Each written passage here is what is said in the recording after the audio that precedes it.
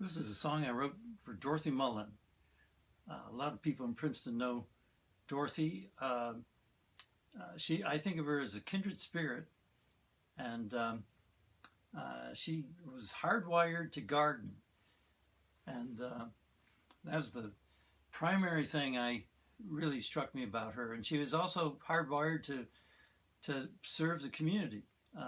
She had a tremendous community spirit, and so she died about a year and a half ago, and for a year before that, she knew she was going to die. She didn't quite know when, but she knew more clearly than most of us do that she didn't have much time on the earth, and instead of feeling really sad about it, she just felt grateful for what she's had, and she devoted herself really to kind of embrace the whole thing, and really packed a lot into that last year.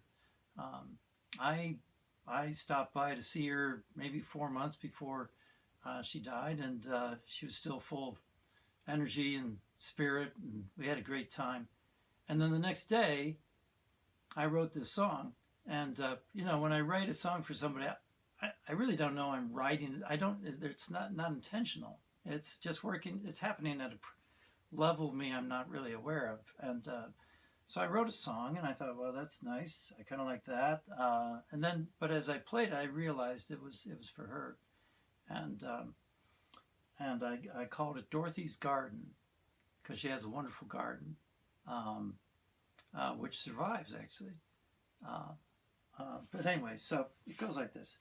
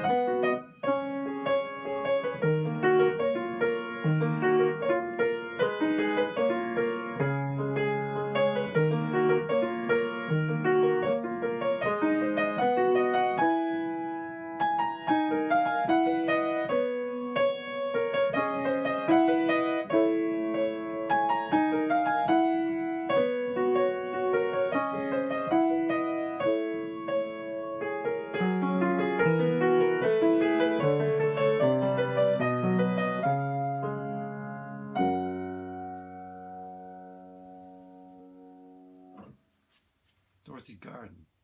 It has lyrics. I actually wrote lyrics, and I don't think I'll sing them, but I kind of like saying them. Take a walk in Dorothy's garden, in the springtime in Dorothy's garden. Sleepy seeds and the dirt so mellow, dreaming flowers of white and yellow. Come and see in the garden. Let's see, Dorothy's garden. Kale and peas and carrots, and some peace you will find there, always find, where the weeds are a faint memory. There are children in Dorothy's garden, finding free figs in Dorothy's garden. In the strawberry patch they linger. Quiet joy their presence brings her. And the bees on the asters flying past her. She is the master gardener. And the okra and sunflower feel her love as they grow towards the sun far above. Someone's learning in Dorothy's garden. Worms are churning in Dorothy's garden. Plants are turning in Dorothy's garden into suppers from Dorothy's garden. And the roots they will roam, always finding a home in the loam under Dorothy's garden.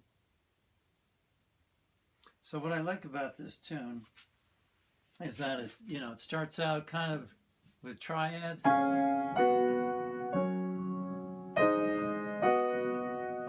are all like major triads.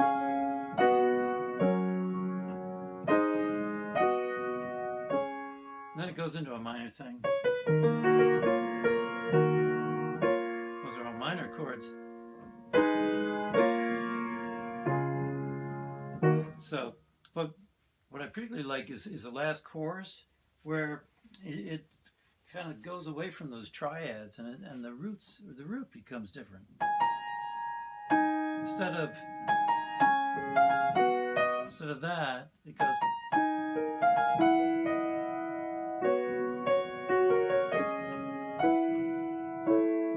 It becomes more ethereal.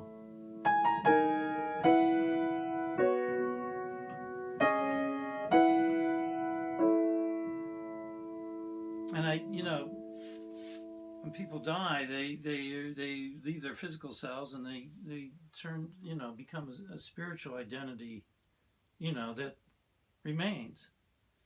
I don't know quite how, but certainly in our hearts, and even, physically, our bodies break down into carbon dioxide, water, all these things from the air. So we basically return to the air. We return to the spiritual, invisible realm, physically as well. This whole dust to dust thing is, if you know the chemistry of it, there's not a whole lot of us that actually comes from the earth. Most of it comes from the atmosphere. It's the invisible made visible is what we are, and then we go the other direction after we die. So I like that, at the end, and when I wrote it, I wasn't thinking about death or anything. I was just thinking about where the song wanted to go. I guess songs can be immortal, and I like to think that Dorothy Mullen will live on for a long, long time. She was hardwired to garden. She also got gardening hardwired into the school system. She, Karla Cook, and others established the Princeton Schools Garden Cooperative that established gardens to grow food and flowers and so forth in all 4 elementary schools. And more importantly, they got the gardens hardwired into the curriculum for the schools. So Dorothy's values are actually embedded in the school system now. And, she's probably best known for her suppers program, which was taking food, healthy food and making meals and sharing them with other people, and in a curative way, both socially and through the food, to cure things, maladies that weren't being cured any other way.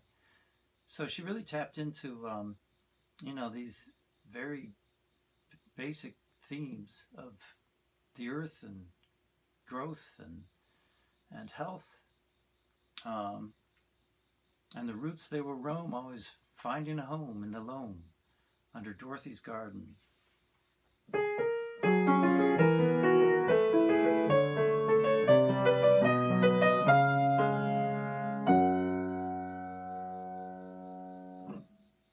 Dorothy's garden.